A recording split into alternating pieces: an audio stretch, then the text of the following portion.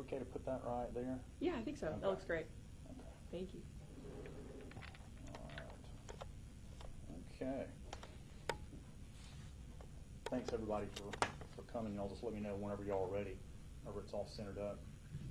Whoop. I knew that was gonna happen. That's all right. I can get it. Didn't damage anything. Oh, that's totally all right.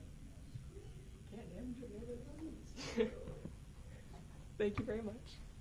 Okay. Yeah. So yeah, we're just going to go over kind of a synopsis of what we've had taking place so far. We'll have some time at the end for just a few questions. I do want to remind everybody this is still a very active investigation, and so there's not a whole lot of information that we can give out as far as deep details. We're still trying to identify some additional suspects, and but we can tell you kind of what we've done so far. Do y'all need a sound check? Is everybody good to go?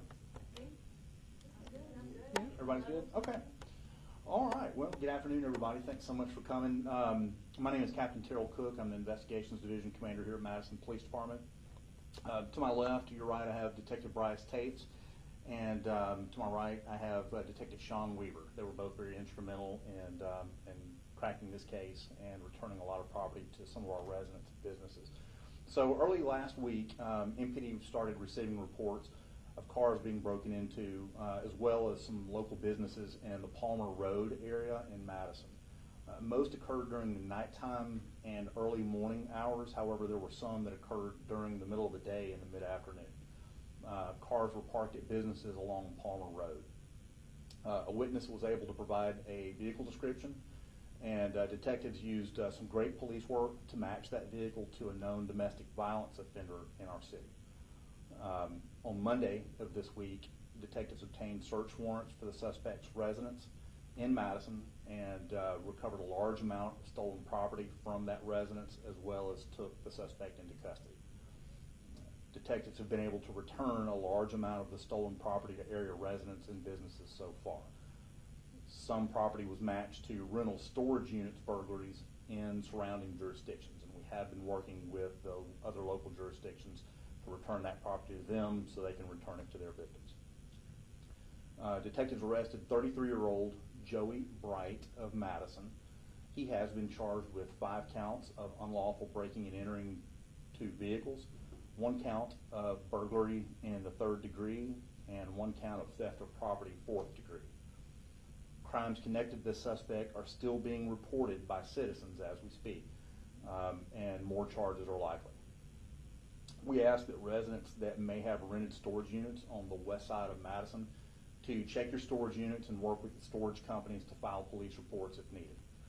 Many of the cars that were entered were unlocked, so we would like to remind everyone to remember not to leave firearms in their vehicle or other valuables unsecured, and just remember to lock your vehicles whenever you leave your vehicle for the day or for the evening or whenever you just walk away from your vehicle. Some of the items that were recovered were tools. We had a lot of tools that were recovered. We had some golf clubs that were recovered. We had several firearms that were stolen as well. Some of those are still in the process of being recovered, and just other personal effects. Like I mentioned, most of the property has already been returned, but we still have some that are unaccounted for, but we still have reports that are coming in. So just remind everybody to be vigilant, lock your cars, and remove valuables from your vehicles. And if you see something, say something. Like I said, we did have a witness at one of the businesses that reported some information to us.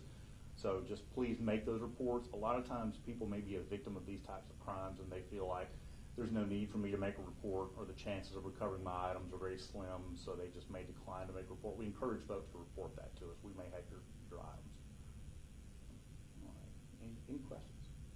I have many. Was this over one specific night, or was this multiple nights where these items were stolen? Detective Weaver, if you want. So a few of them occurred on the mid of last week, and then we had one instance occur over the weekend when we came in. So this was multiple times that he had come back to the same area to do the same thing again, or was this a couple of different areas in the city? At least twice in the same area. Can y'all divulge what businesses were stolen from? Yes, so we had North Alabama Gas District on Palmer Road was entered unlawfully, and like I said, there's still some more reports coming in, but so far that's what we have.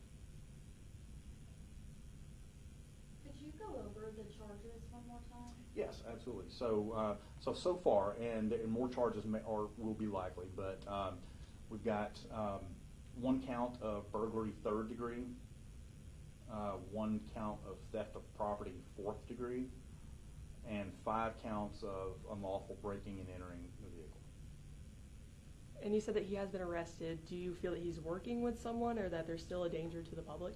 But we don't feel that there's a continued danger to the public at the moment. However, these types of crimes are crimes of opportunity. So, I think it's important that everybody just remember to, lock your vehicle, remove items from your vehicle. And of course, it's still under investigation, so there is always a possibility of more people being involved. When you say more people being involved, do you think they were working together, perhaps? That's a possibility. That's something that we're still investigating, and so we're taking all those factors into account. Is there anything that you can say to know whether these victims were like targeted in any way? Thank you. That's an excellent question. So we don't believe that the suspect knew any of the victims, so we don't think that certain victims were picked out.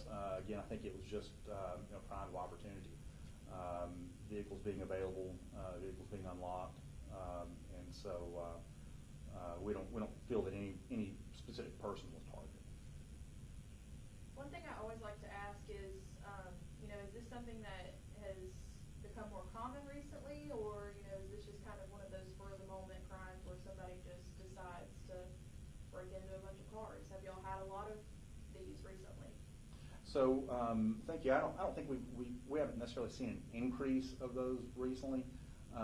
We see crimes of this type come in waves. So because of the nature of it, where somebody that's fallen on desperate times goes and looks for crimes of opportunity, we do see spikes and highs and lows in these types of trends. So with the population increasing and more people living in Madison, more people moving here because of the schools and the community, that chance is always increasing. So just remind everybody to lock their vehicles. And if they have any questions, just feel free to give us a call. We have over the last, I would say over the last decade, have seen an increase in firearm thefts. Obviously, more people are carrying firearms now, and because of that, more people are leaving them in their vehicles. So we really remind everybody to please don't leave a firearm in your vehicle unless you have some sort of safe or box in your vehicle where you can really secure that firearm. Just don't leave it in your vehicle. One thing I just want to cover, I know you said that the vehicles were unlocked, so there was no breaking and entering in the vehicle, like busting windows or anything like that, correct? That's correct. About the businesses, do you guys know how he may have made entrance to those businesses? Did he do any damage to the property? Take it, you want to? Sure. Most of the businesses that he was going into were either with a lock and chain, or they were left unlocked using bolt cutters to enter those gates. All right. Thank you guys so much. We really appreciate it. That concludes the press conference.